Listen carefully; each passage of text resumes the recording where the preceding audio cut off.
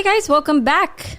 Get ready to dive into that predominant fault, which is kind of like depressing. Yeah, it's all right. But it's exciting to like be empowered by the knowledge of the way that the devil continues to like assault your unique design, your unique mission. Yeah. So we're going to be talking about your predominant fault. It's one of the enemy's favorite ways to get in, to mess with us. And so, like, really, we're going to be identifying the lies that are keeping you from even exploring this.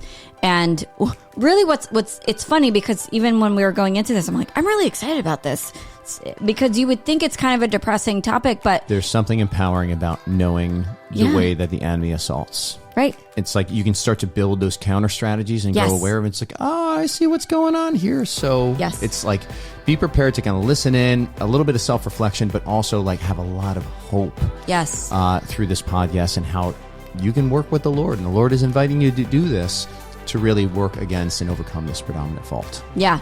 His grace is sufficient here, folks. So stick around.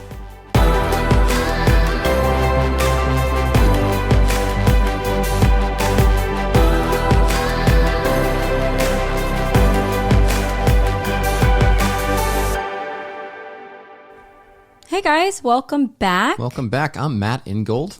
And I'm Erin Ingold. If you're new to the podcast, we're glad to meet you. Welcome to the Catholic Coaching Podcast. Yeah, but if you are new, actually, this is a part of a series. Mm-hmm. It's the last part of the unique battle points of awareness. Yes. So we're going to be talking about predominant fault today. Isn't that fun? Isn't that such a positive, fun little, thing that we're talking about? Yeah. No, it's funny because what sucks about you? Right. Exactly. Like we need any more of that. But here's what we're going to be doing for you today. We're going to be breaking down what a predominant fault is, but also why the enemy uses this strategy and how to start to overcome it. And really kind of, address the lies that are even keeping you from entering into this place. Yeah, a lot of the spiritual writers are proponents of what's called like a plan of life, right? And a plan of life, often what it entails is identifying that predominant fault and then making some sort of resolution on how you're going to start strengthening or some of those counter virtues that strengthen your ability to resist that predominant fault over time and actually just really get you in the habit of virtue versus the predominant fault, which is a vice. So a lot of wisdom here that's from the spiritual writers on this. Again, we want to make this super practical, and we know that in the unique battle, the battle's first won and lost in the mind, right? Drawing from St. Joan of Arc here. So some of these lies that we're going to be sharing here are strategy and tactics that the enemy deploys to even get you curious and starting to do the work on the predominant fault. We want to short circuit that in this podcast. He wants to keep you from doing the work on this. Yes. Yeah. Or even getting curious about it. Okay. So what is a predominant fault? Let's get right into this. It is a vice and a sin to which we are particularly vulnerable, that the enemy consistently exploits to gain access into our lives through our consent. That's a really big piece. Right? We're going to be kind of breaking that down a little bit more. But we want to identify and address this like chink in our armor for making great gains in resilience, and even, I would say, discover our mission through this on the other side of this. Okay. Yes. Exciting. So in the tradition of the church, there's three predominant faults. Root sins. Yeah. Right. And then there's kind of nuances or daughters of these things, right? That we can kind of live out uniquely in our lives. Isn't that fun? So the first one is pride. And like I said, it's not just pride, but there's like little kind of nuances of pride as well. But pride in general, the decision to base our security and self-esteem in ourselves. Okay. Second one is vanity. The choice to place our security and self-esteem in others and what they think of us. Okay. And then there's sensuality, the choice to place our security and self-esteem in things and feelings. Yes. So I want to invite you to look at these predominant faults as a habit. Yeah. Like a habit of soul, a habit of our flesh here as well. It's a vice. Yep. And so when we start to think habits, we can draw a lot of insights on our habits of soul and body through things like our temperaments, right? And so we even have in our temperaments report that you can get for free in our basic academy. You can go and download our new app that we have, the Metanoia Catholic Academy, and you can get access to that free report where we actually go through some of the common vices and virtues that you'd find based on different temperaments. So that'd be a great resource for you to go and do a little bit of self-research, get that access to that report for free. And you can join us in the Academy Plus and really work through this stuff together. Yeah. So with us in our great community of seekers and people who like to grow. Yes. Growth-minded Catholics, we like to say. Okay, so we have pride, vanity, sensuality. I'm going to share mine, and I've been back and forth. I'm like, I might be vanity and I might be sensuality. I'm definitely sensuality at the root. Matt knows this too. Yeah, what's mine, Aaron? Vanity. Yes. Okay. Yes. We know each other so well. We do. I'm like, stop being so vain. Cool. I even wrote him a song. You're so vain. You probably think this. Well, but you know what? That might be pride, actually, at the root of that one, of that song. You probably think the song is about you? Yeah. And I love the irony of it because the song is about them. Yeah. It's so funny. Okay. Anyway. Okay. Such a funny irony. Song. Anyways. Okay. All right. Why did we pick this predominant fault? Well, we didn't really pick as a this. As a point of awareness in our battle. All right. I was going to say, I'm like, we didn't really pick it. The church did as a, for the unique battle, but it's because of what we said before. It's one of the enemy's quickest ways into our souls. So there's the enemy can move our appetites. It can move our imagination, our appetites, our emotions, our memory, and our cogitative power, which is just really where we make snap judgments. But he doesn't have direct access to our soul. The only way he gets access to our soul, or evil gets access to our soul, is through us consenting through sin and vice, through us choosing to say, yes, that is good. I'm going to choose that and act on that. That's why Father Gabriel Morth, who is like this lead exorcist, who was the lead exorcist in Rome for 30 plus years, said that one good confession is worth hundreds of exorcisms. Because we clean out our souls through our confession. We're making that choice to repair our relationship with the Lord. So that's one way that, so even just understanding that battlefield and like what the enemy can touch and what they can't, but like that is success for the enemy when we choose to sin based on their temptations and what they have presented to us. Also, we wound ourselves through sin as well. So we've talked about another point of awareness in the past, and wounds sometimes are imposed on us by other people or the world or life.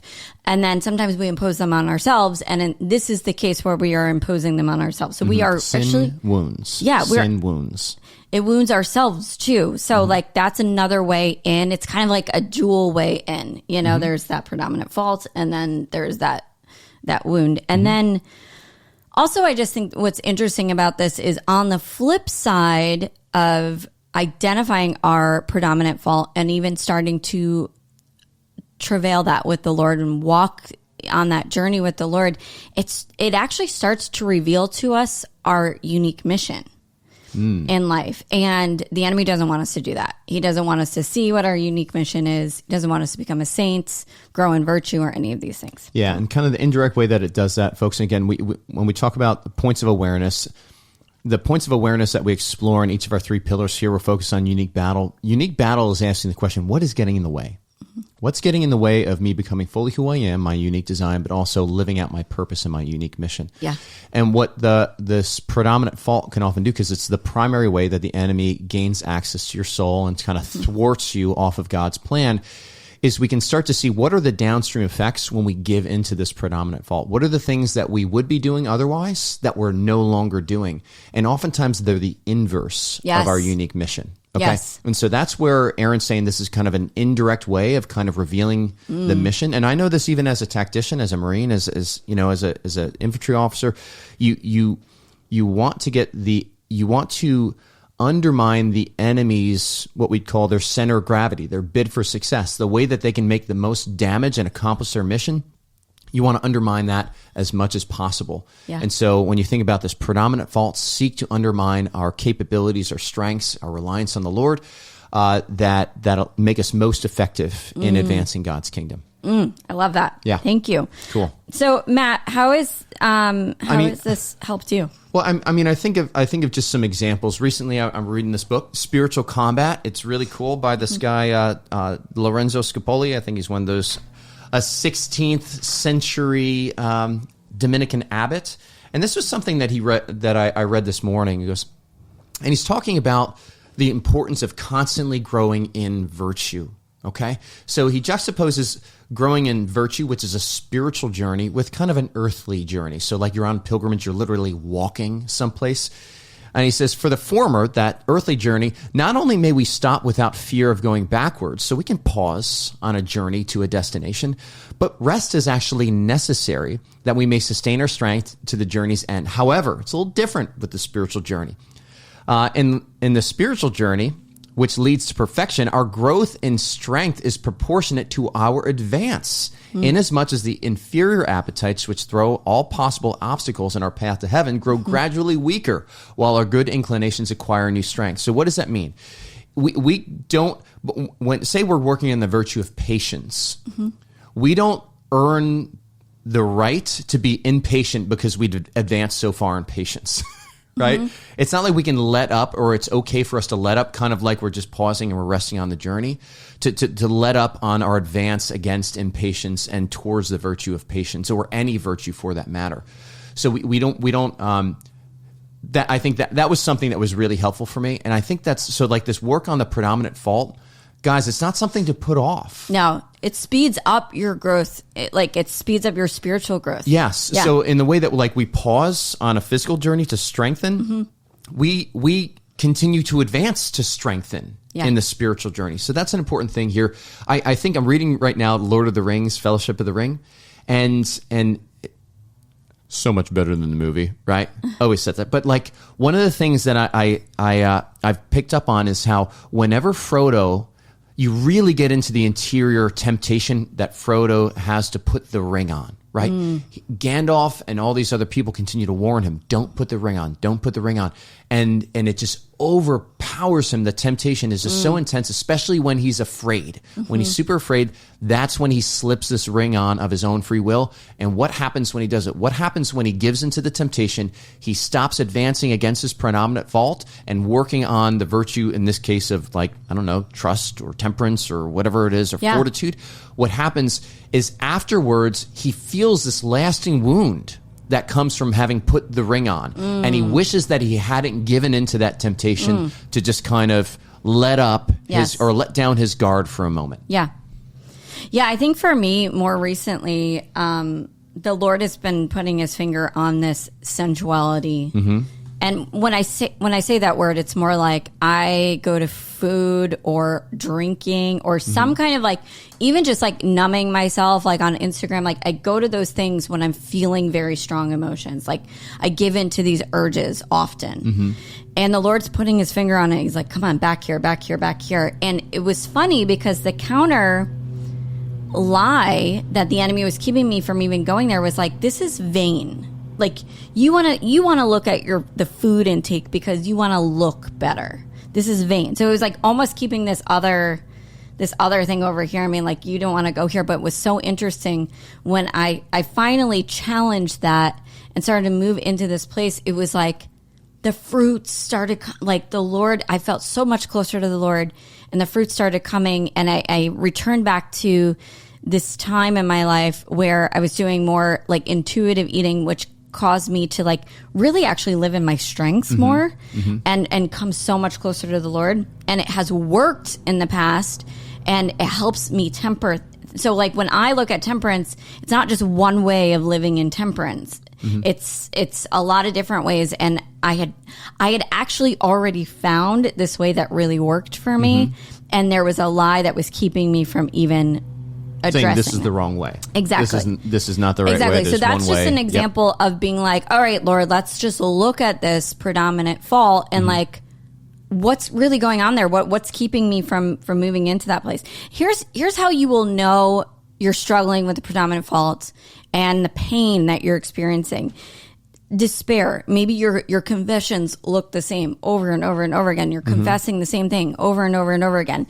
You never really grow in the spiritual life. You feel kind of distant from the Lord, and you feel stuck, so there's frustration. There's a lot of that. And then also just the benefits of growing in this awareness of your predominant fault is just, you start to learn how the enemy uniquely attacks you. You start to become attuned to his temptations. Yeah, it's like an intel report. It is, yes. And like you can use that intel to your advantage to counter ambush and not be in this powerless place all the time. Yeah. Also, I think you're not automatically, but I think your trust in the Lord really grows because you're like, if you know this fact, the Lord is bringing this up because he wants to heal this. He wants to redeem you. He wants to help you. And it helps you kind of grow in that awareness that the Lord is here and you're not doing this on your own. Obviously, growth in humility and grace, those are always really, really helpful to like grow in humility. And even just the love for the Lord. And then this is my favorite, honestly. It just gets you focused on your growth. I mean, the studies and the habit change books and even in the spiritual life, it's like you don't work on all the virtues at the same time. You work on them one at a time. And there's great gains that you can make in a habit in just 30 days, sometimes like 21 days to really focus on a habit. And so even within our academy, what we're doing in Academy Plus when we're making resolutions for the month, we're just focusing on that resolution for the month, that new habit, that new goal that we're working towards. And that could very much be a virtue that you're working on. And so it's narrowing it down so you're not feeling the overwhelm of all the things that need to be fixed in you at that moment, but rather it's just like, hey, let's go here because the predominant fault where the enemy's attacking me the most, when I start to make gains there, it's almost like I can make the most possible gains in this area. Yeah. Okay. Let's get into it. So the enemy's strategy for keeping you even from looking at this point of awareness or getting curious about this point of awareness always lies. He's the king of lies. So let's get right into it. Strategy number 1. This is a lie. There's no way I can get over this. Right? Guys, we live with these predominant faults, most of us for most of our lives, and they feel so habituated into what we do. And insurmountable. Yeah, and so there's just despair on the other end of this. And which is a sin. Can be a sin. Yeah, it can be a sin. When it's appropriate. Yes. When it's a vice, it can be a sin. Yeah. And also, it's also not great motivating fuel to actually even address this. And so, like if you think about an emotion as motivational fuel, when you feel despairing, you're going to go eat more if that's the thing that you're struggling with. I think back to Father Greg Pine and he talks about this, appropriate despair, and Aquinas talks about appropriate despair. And he's just like, it's like where I despair over the reality that I'm not going to be an NBA basketball player. Yeah. Which he might actually, because he's like 6'7". He's pretty tall.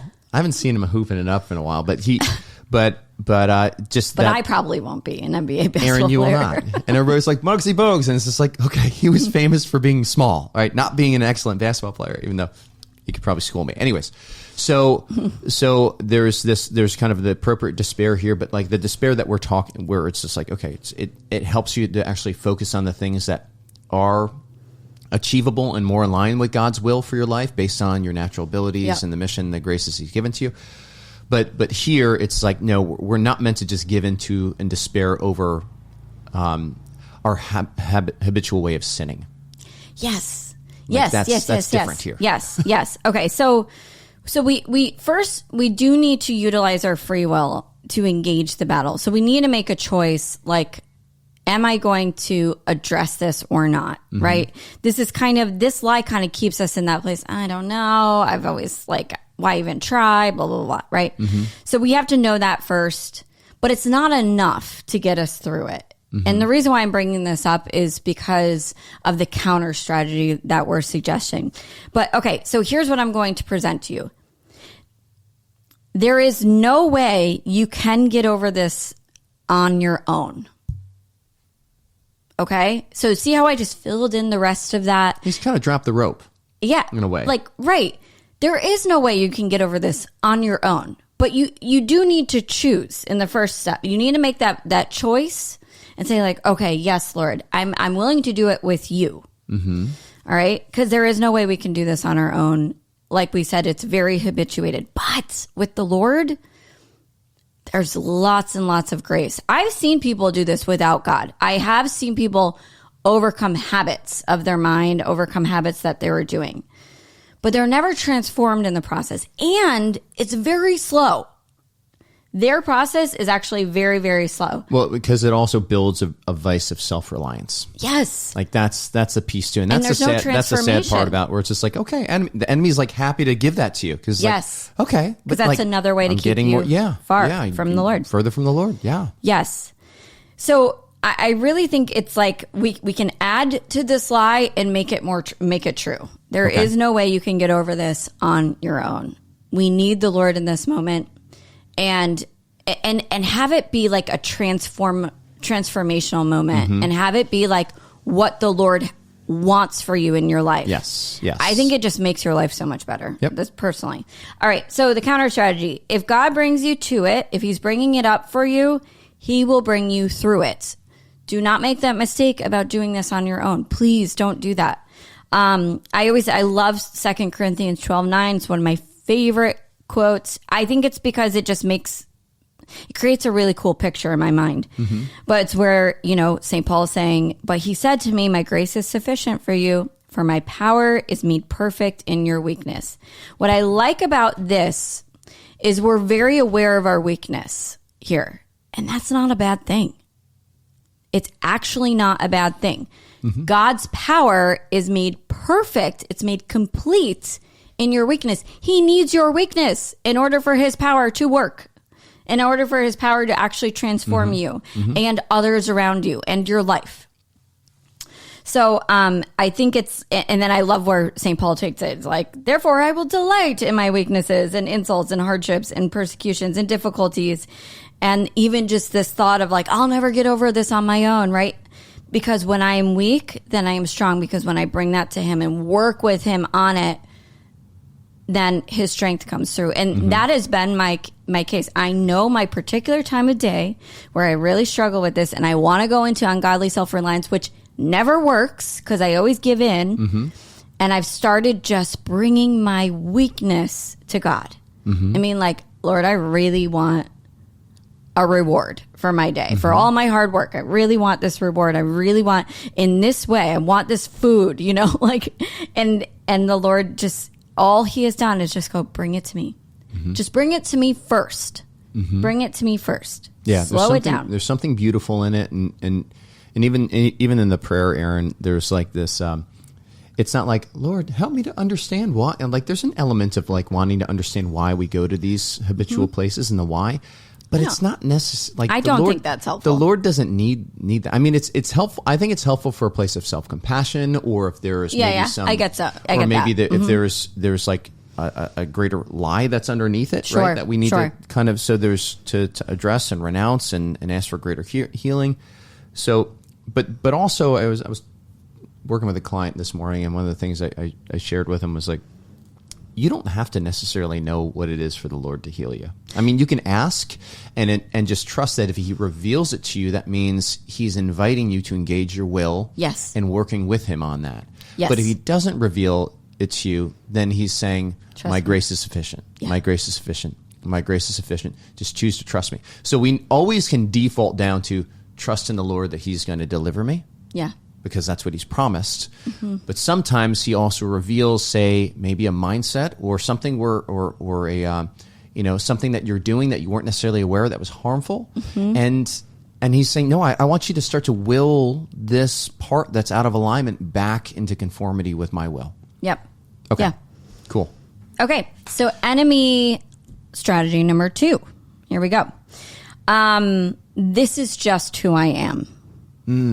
Some other nuances of that is like, it kind of leads to shame too. Like, I'm awful. I'm terrible. Like, I am my sin, right? Yeah. It's like, makes me mad. This is part of my personality. I've just got to learn to accept it, right? So it's just like, I am my sin. And how often, I know that we know this theologically and we know this intellectually, that we are not our sin, but how often do we think that? Do we really, like, that belief is kind of underneath it? Like, oh, I'm just terrible. I keep struggling with this. And it's partially it's because we've struggled with it probably our whole lives. And we built up a lot of evidence. We've told the story a long time. Yep. But then it kind of becomes a part of us, like our blankie a little bit. It feels like giving it up would be like, you would grieve that a little bit. There would be some pain in giving that up because it's become a part of your identity. And here's the truth. It is not who you are. I know you guys know this intellectually, but there's two truths here going on, and they're competing for your assent. Consent. Yeah. Consent. Yeah. Assent. Belief. Yes. They're competing for it. So it's either you are your sin, this is just who you are, or you are made in the image and likeness of God. It can't be both. And fallen. These are redeemed. These are contradictory terms right there. Yeah, so it's more of an anthropology. Like it's a, and again, this is, I think I see this happen a lot, you guys. There's a difference between Catholic anthropology and like a Calvinist understanding of the person. So a more Protestant, which, when we say Protestant, there's so many different Protestant variations here. But one of the things that's very important is that we have we understand that we have a wounded nature, and this imago Dei, created in God's image and likeness, one of those pillars of that Catholic anthropology. We recognize that hasn't gone away with sin. It's been wounded by sin. Yes. But it hasn't been utterly changed. The nature has not changed. All right. So I stray from saying we have a fallen nature to we have a wounded nature. I think it's this. I think it aligns a little bit more with our understanding. Yeah, and like fallen kind of implies more permanence a little bit. It does. And so there's an utter depravity in like a fallen nature where, like, down to our very essence, we've changed. To our very essence, we have not changed. Yeah. All right. It's been wounded. Okay. And so there's greater hope with that understanding.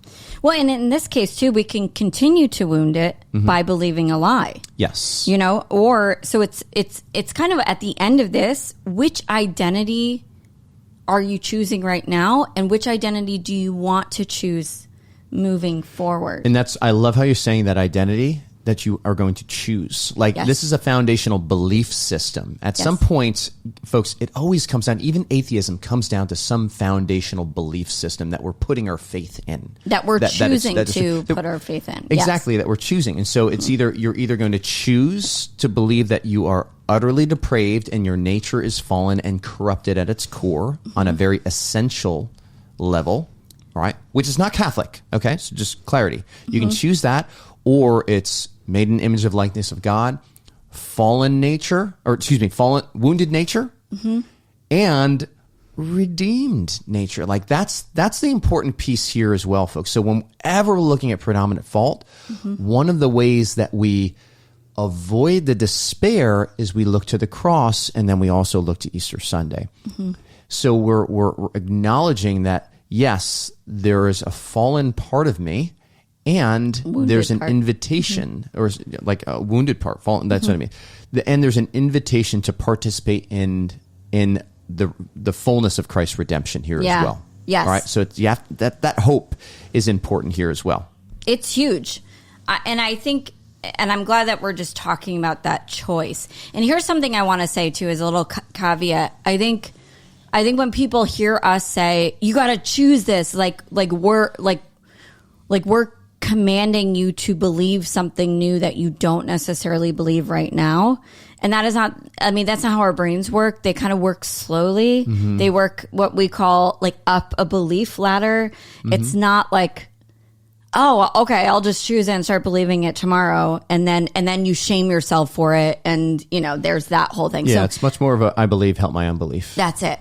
And also, I've done this with our coaches too. I'm like, did you know that you can actually put a belief as a goal belief? Like, so you can actually be like, I want to get there, but I'm not there yet.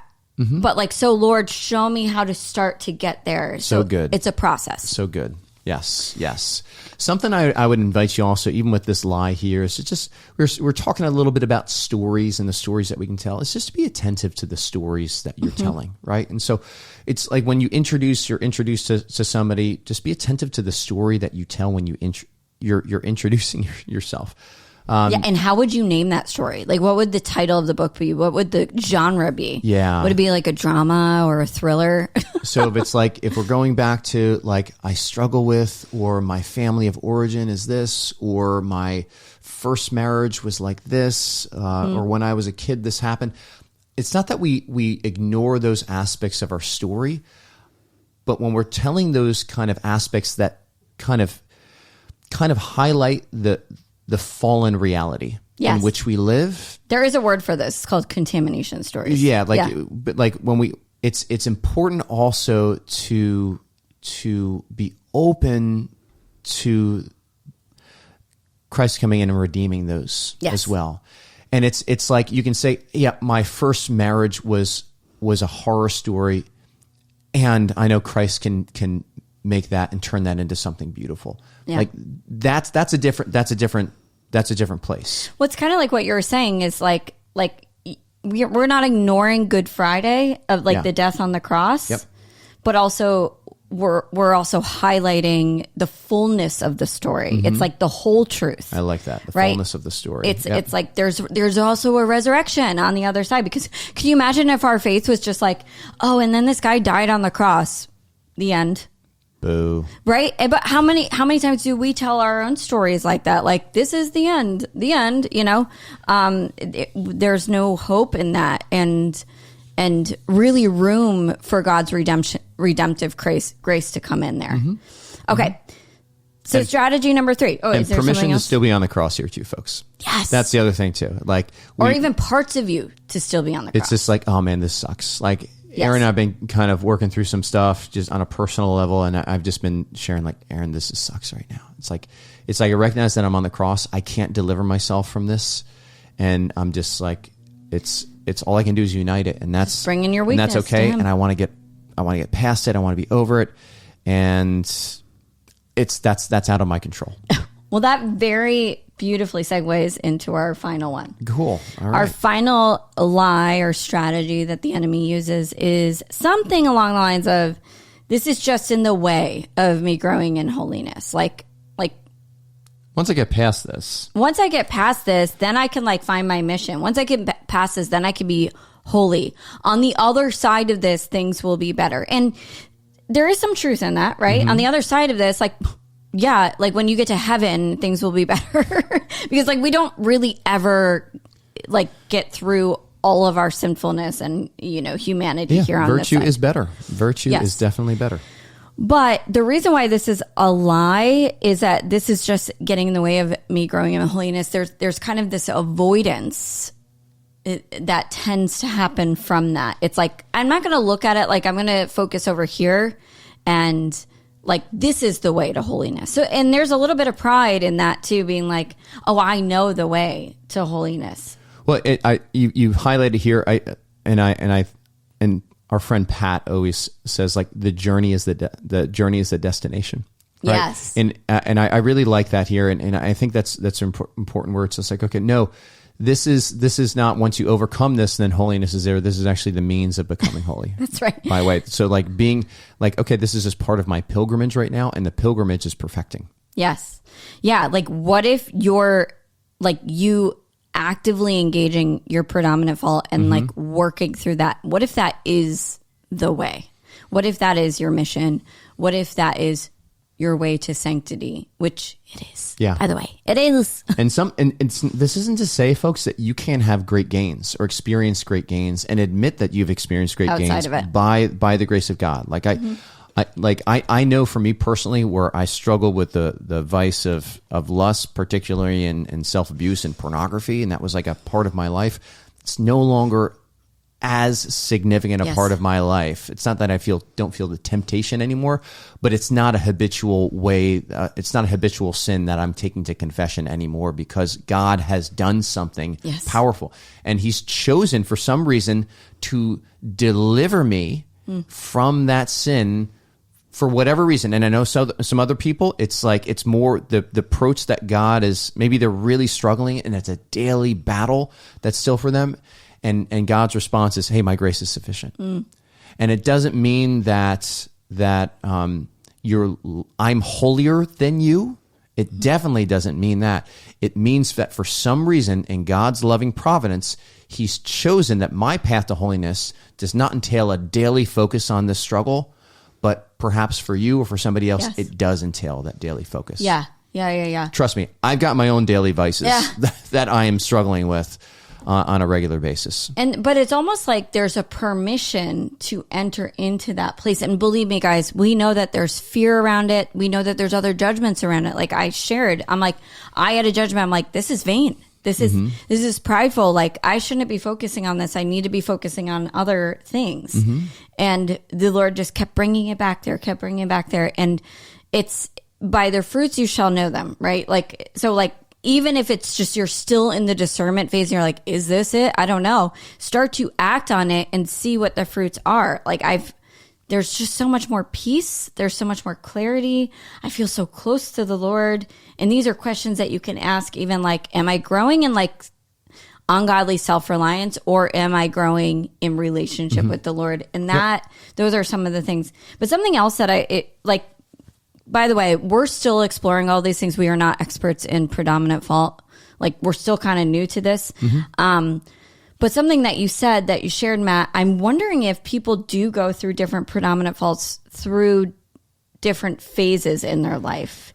If that is a common thing, or if there's just one throughout your entire life, and there's just kind of different colors of that or nuances of that. So here's kind of my thought on that. Okay, so and again, it's like looking at how the human person grows and acquires new habits. Okay, when we're talking about acquiring virtue, it's acquiring a habit. It's, in this case, it's a habit of soul, but also a habit of flesh. Like our neural pathways are actually being conformed to the habits of our immaterial soul. So we have a material habituation and an immaterial habituation that's taking place.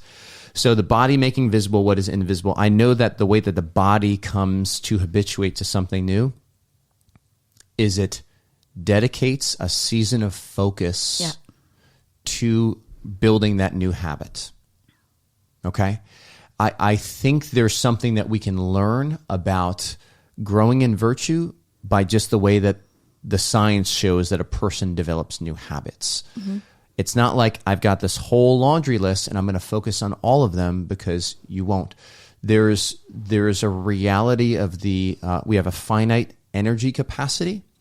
And when we are focusing our mind, folks, we are using calories and energies just by thinking. Just by thinking. I was listening to a podcast recently that had a psychiatrist on there, and she was talking about how 25%, roughly 20 to 25% of our energy intake today is through our cognitive processing. It's used towards that. But there's people that are in executive positions that have to be thinking more, and they are using more like 30%. And so we have a finite capacity of where we can focus. And what we've learned is that when we choose to focus in one particular area of growth for a season, in about 21 days, we start to really see a habituation in our flesh, in our bodies, where we experience a greater ease and conformity and inclination towards that new habit that we desire, and it weakens the old bad habit we're trying to get away from. And it would make sense. That is exactly how you grow in virtue. Yes. Like that. That's like the exact way. Yeah. It's funny. It's like neuroscience is catching up with like church tradition. Well, I love Dr. Caroline Leaf, cognitive behavioral therapist, neuroscientist here as well, but also a devout Christian from South Africa. She talks about the parable of the sower of the seeds, and she holds it up to the way that new neural pathways are cultivated in our brains to, the amount of focus that you're giving. And so like the water and yes. Yeah. I mean, it's really fascinating to see how, the stuff that we say, hey, we're going to do this, and we don't give it any more focus. It's like hardness of heart, seed on the path. Like it just gets whisked away. And it's a really neat, maybe we can, I don't know, YouTube it and check it out. I want to watch it again. Dr. Caroline Leaf, Sower and Seed. I know you can find it on YouTube. Yep. Yeah. So going back to this one, this is just the way, or this is just in the way of me growing in holiness. What if this is the way of you growing in holiness? It's not in the way of it. It is the way. Mm-hmm. And also, I love these scripture verses. I mean, this is how Jesus combated the enemy too, by the way, when he was tempted in the desert. And it's interesting, if you actually look at the 3 temptations, they're kind of speaking to each one of these predominant faults. There's like make bread out of stones, Sexuality. like, yes, the honor, or like something like that, like everybody will bow down and worship you, vanity. And then like pride, it's like, I'll give you all of these things. I don't know. Like, it's interesting how that was kind of even scripturally, how the Lord was tempted. Yeah. And so really there is a purpose in our pain and our struggles here. And this is how Jesus combated the enemy in the desert, through the word of God.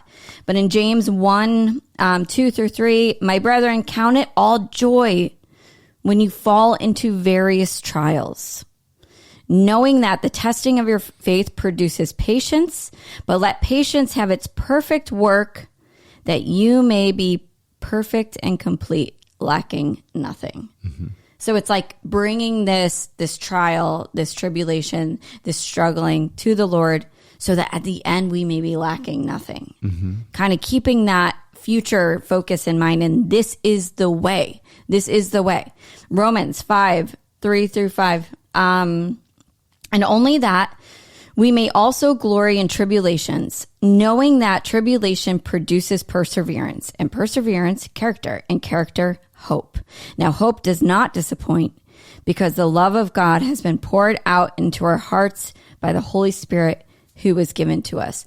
I've been using scripture to combat a lot of these lies that have been kind of coming up in this thought work. And this is where I think really thought work comes into the spiritual battle, really practically. Mm-hmm. It's like, how do you identify a lie? Because there's so many, guys, the enemy's really good at telling lies. Mm-hmm. Like 99.9% true. And then that 1% false. Sure. And to even uncover those things, and then also bring God's word in as like that. There's no better way of like just putting on the mind of Christ. Well, yeah. I mean, literally the words become flesh. And so we're talking about here with new habits, changing our flesh patterns. And we know that our body makes visible the invisible reality. So we want our invisible reality to not be our own thoughts or the enemy's thoughts, but God's thoughts, right? Yes. That's the word we want to make flesh. Yeah. Yep. So that's it. That's it for the 3 strategies that are keeping you from looking at this predominant fault. Just a recap. The first one, there's no way we can ever get over this, leads us to despair. There's like, this is just who I am. I am my sin. And then the final one is, this is in the way of me growing in holiness. And all of those are lies. And see how benign they look? They look actually very useful and benign, and even like, not like a lie, a big scary lie, but like they are keeping us from even going on this magnificent journey with the Lord. And I just want to speak to this because recently the Lord has really broken down a lot of strongholds in my life, and there is hope on the other side of this. When we start just identifying these lies and addressing them. Yeah, I'm also finding, like, personally, like, even like right now today, I feel tired. And maybe it's because we're detoxing as well, and going through our detox. So there's even like my body. I forgot. Well, not me. I'm not doing it today. All right. Well, I have to go take my detox medicine. Yeah, but it's recognizing that it's like perseverance over perfection. Yes. Like just continue to persevere. Like, okay, Frodo, you slipped the ring on and now it's wounded you. Okay. It's like return back and continue to have that continued healing. and continue moving forward. And relationship. The Lord is waiting to bring you on this journey. We need not be afraid. Cool. The end. All right. So that wraps up our 5-part series on not predominant fault, but on the unique battle. Mm-hmm. We're going to jump over to unique mission next week. And I'm excited for this one. We even got a couple of interviews that are getting scheduled here too. So I haven't told you about those yet. Oh, cool. All right. That'll be fun. Get some more life, some other different voices. Yeah. Other voices on the podcast here. Let's do it. Cool. All right, guys. See you next week. Happy Easter. Hey, thanks for sticking with us in the Catholic Coaching Podcast. If you like what you heard, please like and subscribe, and we'll see you again.